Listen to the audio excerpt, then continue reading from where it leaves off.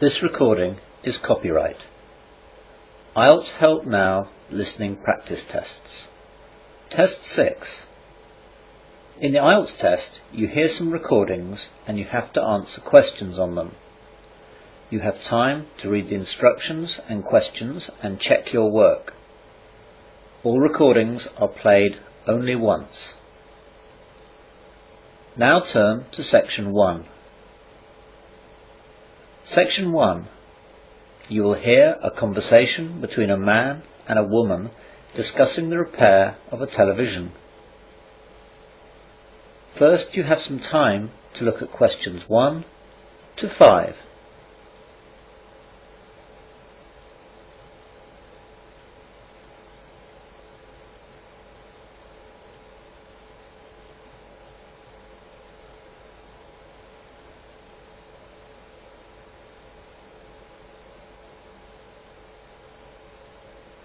You will see that there is an example. This time only, the conversation relating to this will be played first. Good morning, madam. Can I help you? Yes, please. I bought this small TV set here recently, and when I got it home, I couldn't get it to work. Oh dear. Well, I'd just better take some details for this worksheet, and then we'll have a look at it. Okay. Here we are. Now, can you give me your name, please? Philippa Hutton. Could you spell Hutton, please? That's Hutton. So, Hutton is the correct answer. Now we begin. You should answer the questions as you listen, as the recording is not played twice. Listen carefully to the conversation and answer questions 1 to 5.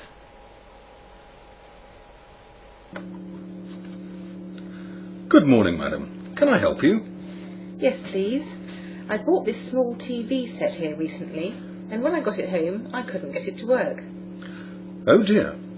Well, I'd just better take some details for this worksheet, and then we'll have a look at it. Okay. Here we are. Now, can you give me your name, please? Philippa Hutton. Could you spell Hutton, please? That's Hutton. Thank you. And your address? 13 Glen Avenue, Westley. Do you know the postcode? Yes, it's WE5 8GF. And what's your phone number?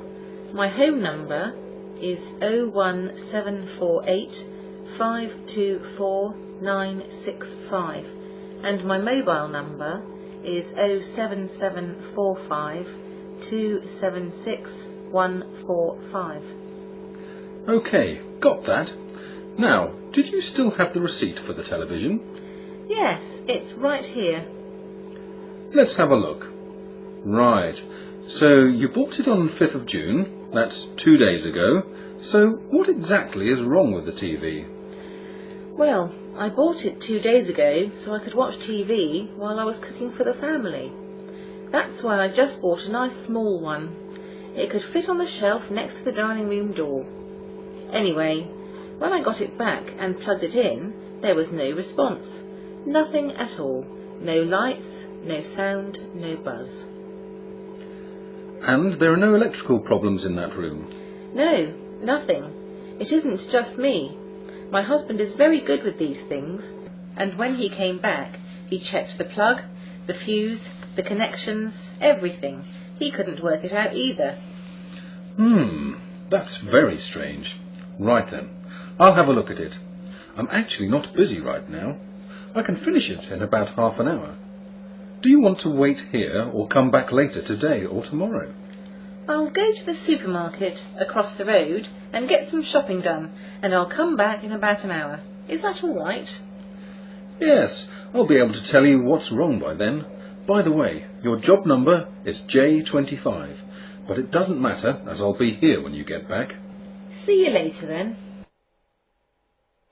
Before the conversation continues, you have some time to look at questions 6 to 10.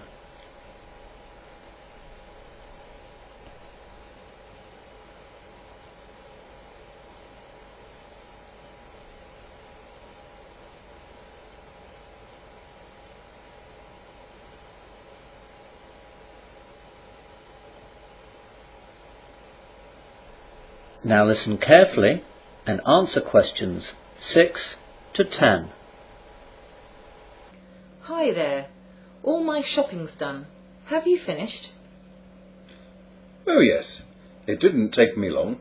It was actually the first thing that I checked out, so I had it all figured out in about 5 minutes. What was the problem then? It was a loose wire. It's amazing that this television even got through its tests. I suppose that nowadays not everything is tested properly, and they just assume that everything will be all right. With all the things that can go wrong though, with bad connections, faulty chips, the screen dynamics and everything, it's amazing they all don't go wrong more often. So, what can you do about it? We can repair it by tomorrow, or we can just give you a new TV. We can send the old one back to our suppliers. That sounds best to me. I'll take a new one, please. Do you want the same model and everything? Yes, please. Oh dear, I'm afraid we don't have that one in right now, but we will be able to have it in tomorrow morning if that's okay. That's fine. And while I'm here, I want to get something else. It's my nephew's birthday next Thursday. What would you suggest? Well, we've got lots of things here, obviously. How old is he? Let's see. He's the same age as my own son. He's 10 now and his birthday is next week. Okay. We've got lots of computer games over there. We've got iPods in the corner if he likes music. He can download music from the internet onto his computer and then onto his iPod. There are lots of accessories for computers. He could need a new mouse, a wireless keyboard, a camera to use when he's chatting. There are lots of possibilities, and it depends, of course, on how much you want to spend. I'm pretty sure he'd like a computer game, although I know he's got loads already. I'll tell you what. I'll go back and ask his father what would be best, and I'll come back tomorrow and buy something while I'm picking up the new TV. What sort of time shall I come tomorrow then? We open at 9 o'clock in the morning. I'd hope our other shop would be able to send the new telly over this afternoon. They might only manage it tomorrow morning though, so come over at about 11. I'll come an hour later at noon then, as I'll be swimming at 11. That's fine. I won't be here though at noon. I'm taking an early lunch then, and I'll be back at 1. Don't worry, I'm sure everything will be okay. Thanks very much. You're welcome, madam. Bye. Goodbye. That is the end of section 1. You will now have half a minute to check your answers.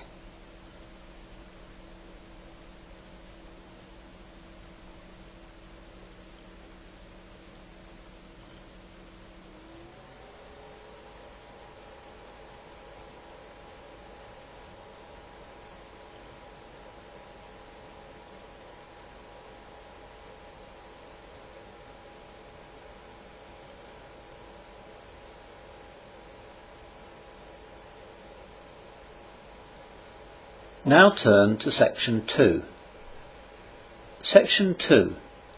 You will hear a policeman giving a safety talk to new students at the University of Westerly. First you have some time to look at questions 11 to 15.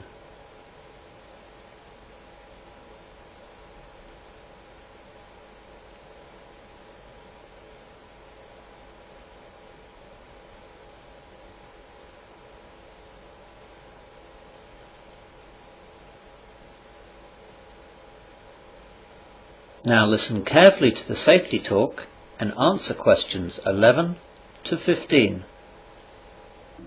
Good morning everyone, and thank you for coming to this lecture on safety. This lecture is of course optional for all students at Westerly University, but it has been laid on by your Students' Union to help you, and both the staff at Westerly Police Station and the staff here at the University urge you to attend the other lectures like it, and also to get your friends to come too. So, that's enough from me. I'd like to introduce you to Police Constable Fair from Westerly Police Station, who is going to give you some hints on keeping safe. PC Fair. Good morning, ladies and gentlemen, and thank you for allowing me to come here to talk to you.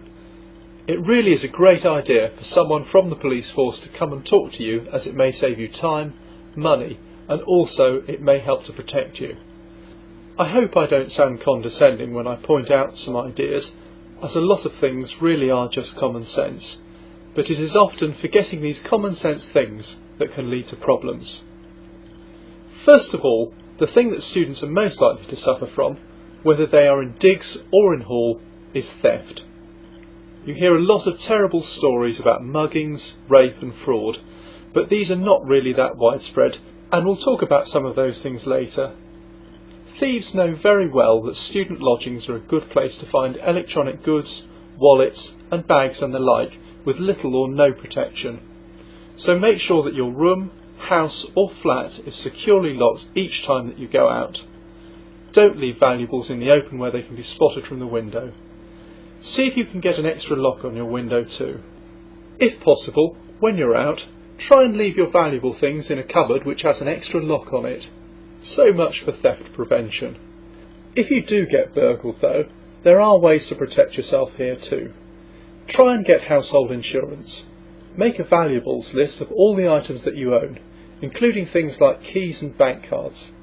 Estimate their value and take the list to any reputable high street insurance broker and get a quote for household insurance. This is not very expensive and it will give you peace of mind.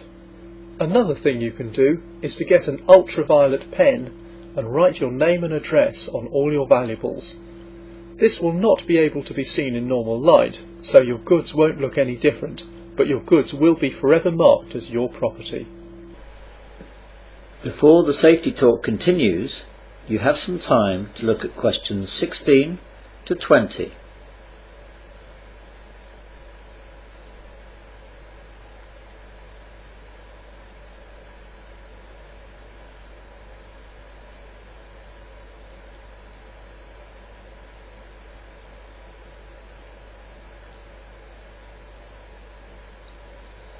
Now listen to the rest of the safety talk and answer questions 16 to 20.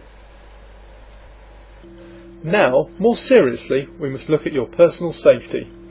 This especially applies to women. Men, of course, are usually better able to protect themselves and are under less risk in any case.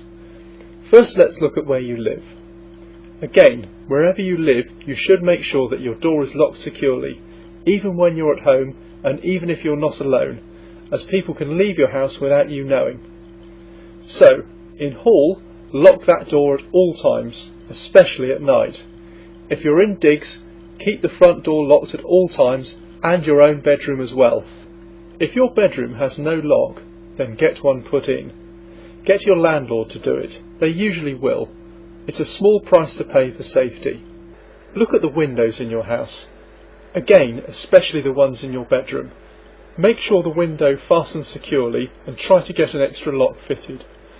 Keep curtains closed at night, and also during the day too if you don't mind, so that people can't see in. Get a chain fitted to your front door too, and always have the chain on when you're at home.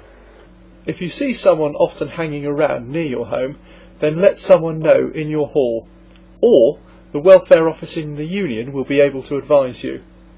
We, of course, at the police station will always welcome you, and we will never scoff at your worries. We will not laugh at you, and we will take everything seriously. Next, let's look at when you're away from your home and walking about the streets. Naturally, you're more at risk at night, but even in the daytime, try to keep to busier areas which are well lit, and always try to have someone with you when you're travelling on foot. At night, do the same, but be more careful about it. If you're leaving the union late at night, take advantage of the excellent minibus service that your union puts on for you for your safety. The minibus gives priority to women and it will take you to your door. There are 2 minibuses available every night, leaving at regular intervals. If there's not one available, wait in the queue until one arrives. They will get you home safely in the end. If you're not at the union and by yourself, try to get a taxi back rather than walk. I know it's more expensive, but it's worth the cost. I'm sure your parents would prefer you spending the extra money to make you safe. Also with taxis, always take a licensed taxi from a proper taxi rank or call a reputable company. Keep the number of a reputable company in your wallet and saved in your mobile. Then you'll always have access to a safe way home. I hope I haven't panicked you. Very few people do actually get attacked, but of course it does happen. By following these basic safety rules, you vastly reduce your chances of being a victim. The cardinal rule is don't be alone. Always have a friend with you if possible. That is the end of section 2. You'll now have half a minute to check your answers.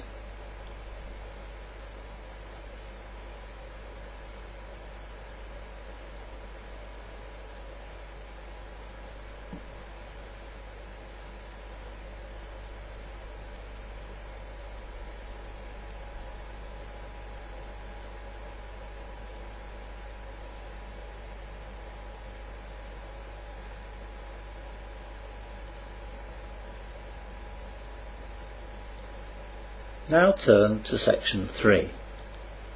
Section 3. You will hear a student and her tutor discussing an essay.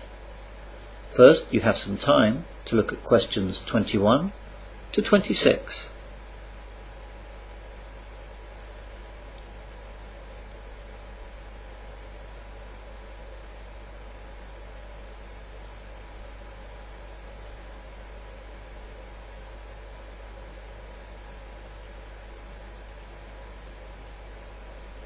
Now listen carefully and answer questions 21 to 26.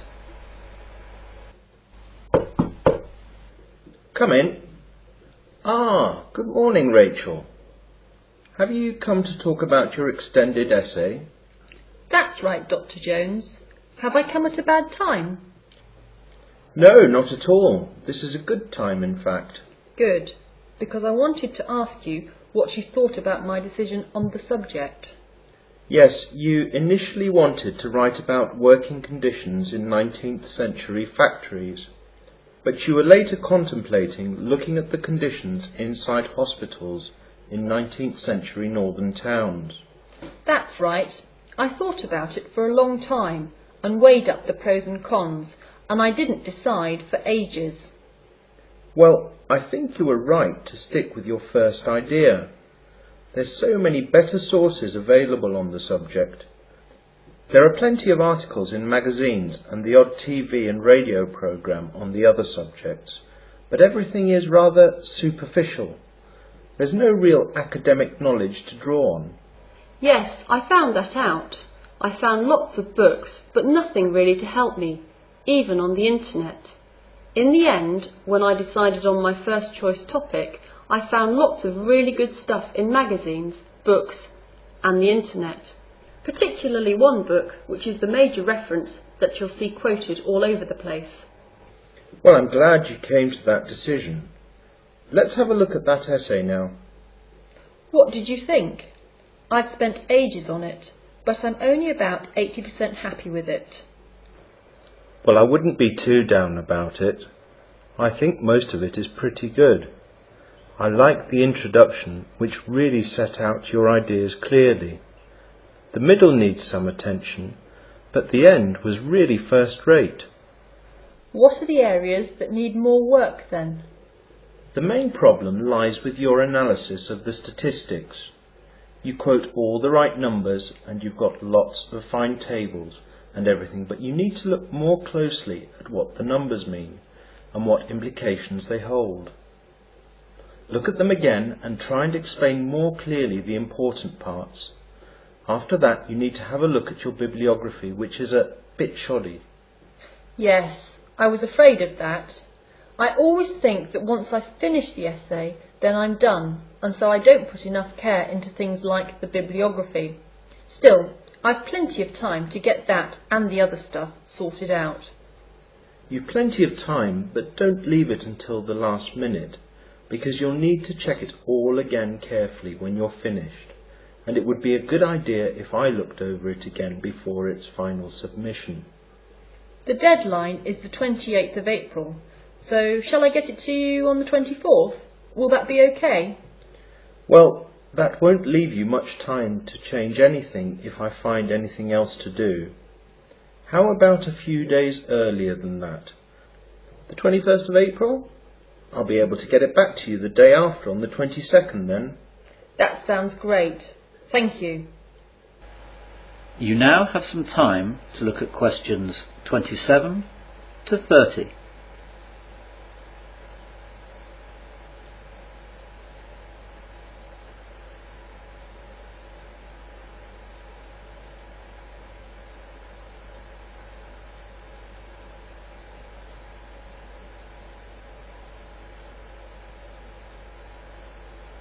Now listen to the rest of the discussion and answer questions 27 to 30. I'd also like to ask you about that presentation that I have to give next month. Yes, what's the problem? Well, I've started work on it as I want to do a good job, but I can't seem to find much information on the subject in the library. OK. I'll jot down some ideas for you then. What subject are you presenting again? The 3 C's of the Great Reform Act in England in 1832. Ah, yes, the causes, course and consequences. Well, there should be plenty of material in the library on that, as it's such an important subject. Well, there should be, but it looks as though some first years are doing an essay on it, and so most of the books are out. I also don't want the run-of-the-mill books. I want my presentation to be a bit more in-depth. The best book for you would be Great 19th Century Reform by Mark Needham. That book you can't take out. It's in the reference section only.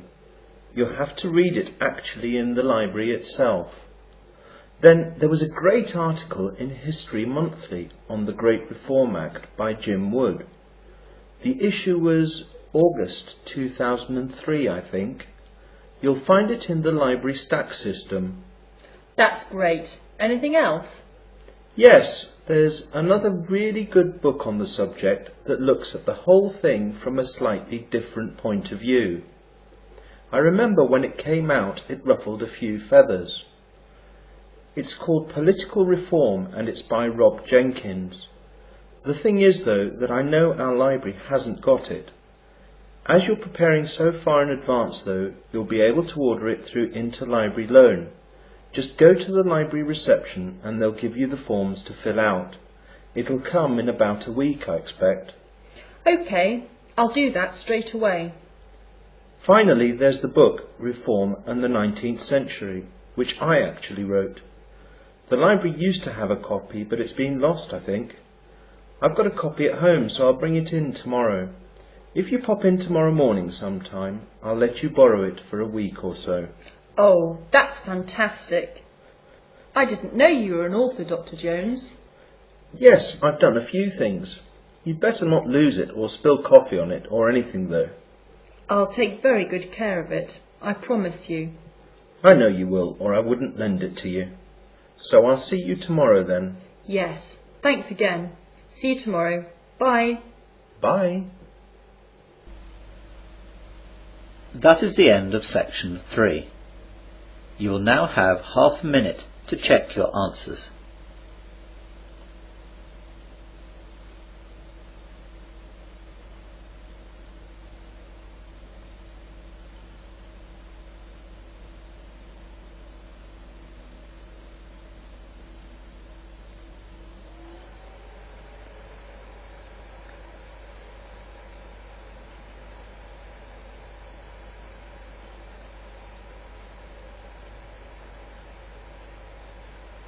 Now turn to section 4.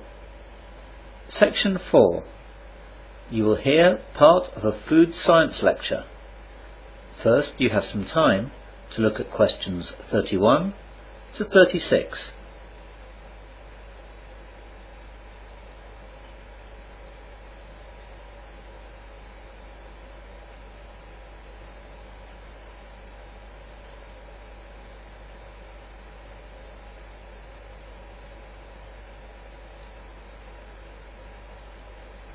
Now listen carefully and answer questions 31 to 36. Good evening, ladies and gentlemen, and welcome to this food science lecture. Today we're going to look at a foodstuff I'm sure we all recognise and use: garlic. We will explore a little of its history and examine some of the many different ways it's been used over time.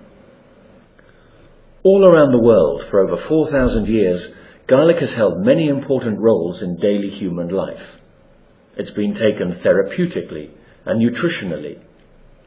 Folklore attributes garlic with good luck and with protection against evil. Its smell has been said to ward off sorcerers, werewolves, warlocks, and of course, vampires. Although it's not certain when garlic was first discovered, it was probably dispersed by nomadic humans several thousand years ago. Garlic is originally indigenous to the desert region of Siberia. In this region, the summers are dry and hot, and there's very little precipitation. In order for the wild garlic plant to survive, it had to adapt to this harsh climate. Garlic had to grow when there was moisture, in the spring and fall, and it also had to be able to survive without water for the exceptionally dry summer and winter months.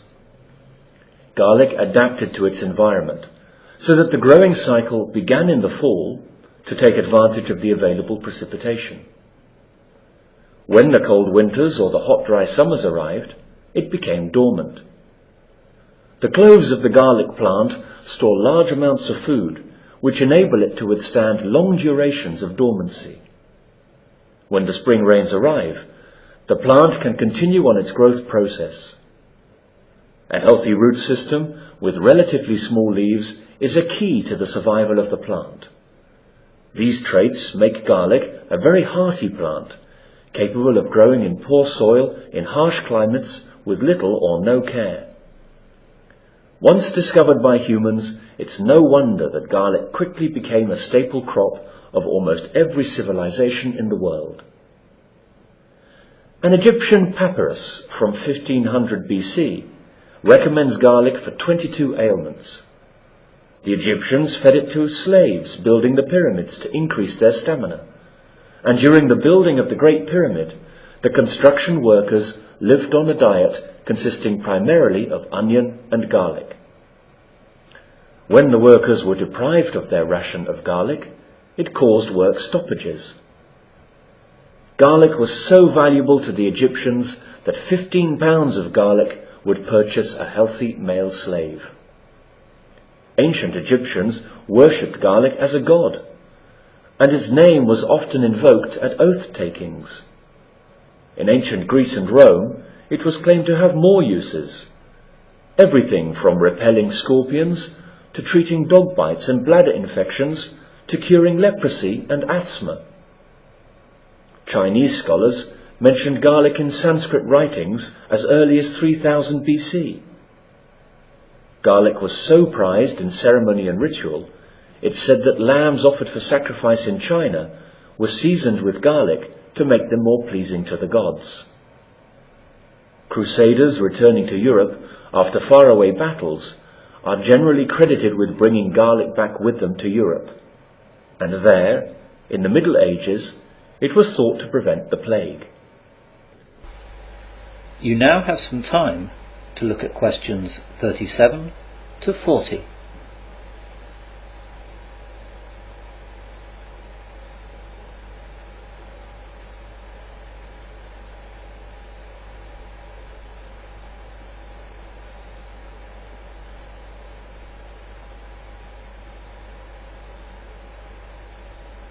Now listen to the rest of the lecture and answer questions 37 to 40. Modern research has confirmed the health benefits of garlic that our ancestors believed in.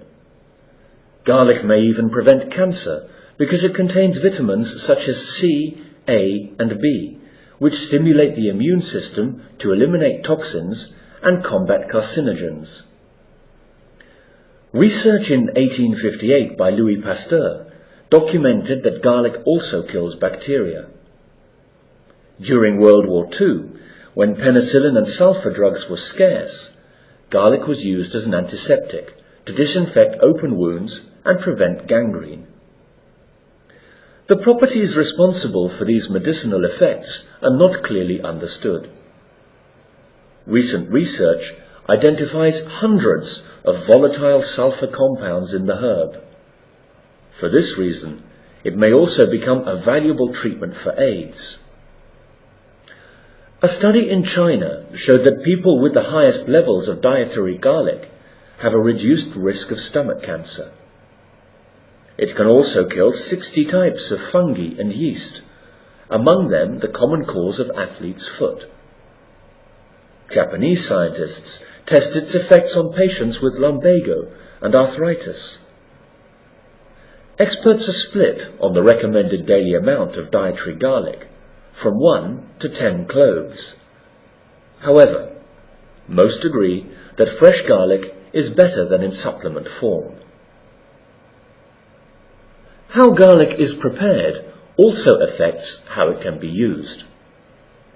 When the clove is cut or crushed, an enzyme contained within the plant cells combines with an amino acid. This creates a new compound called allicin, which has been shown to kill 23 types of bacteria, including Salmonella and Staphylococcus. When garlic is heated, a different compound is formed that can prevent arteries from clogging and reduce blood pressure and cholesterol levels. The blood-thinning quality of garlic may also be helpful in preventing heart attacks and strokes. Indian doctors have long pointed to studies that demonstrate garlic has a preventative effect on the development of arteriosclerosis, thrombosis, and hypertension. Now let's look at some other things. That is the end of section 4. You will now have half a minute to check your answers.